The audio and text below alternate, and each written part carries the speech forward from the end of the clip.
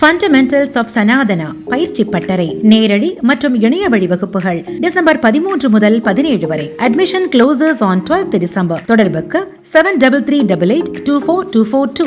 மாண்புமிகு பேரவைத் தலைவர் அவர்களே, மதுரை மாவட்டத்தில் கடந்த அக்டோபர் 24ஆம் தேதி ஒரு அதிக கனமழை பெய்தது.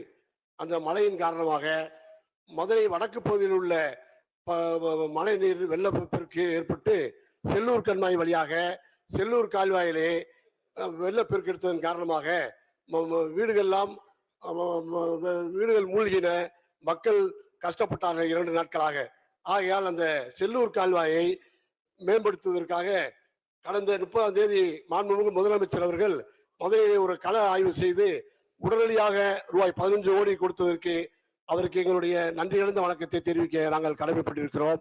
அதே போல மேலும் ஒரு நிரந்தர தீர்வாக செல்லூர் கால்வாயை 69 கோடி ரூபாயிலே நீர்வளத்துறையின் சார்பாக ஒரு மதிப்பீடு தயார் செய்யப்பட்டிருக்கிறது.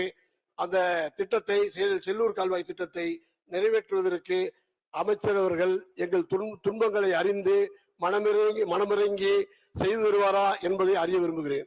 மாண்புமிகு உறுப்பினர் துணை கேள்வி கேட்கும் போது சுருக்கமா இந்த இடத்துல இந்த பட்டியலை கேட்கணும். உடனடியாக சீர்படுவதற்கு மாண்புமிகு முதல்வர் அவர்கள் 11 கோடி கொடுத்திருக்கிறார்கள்.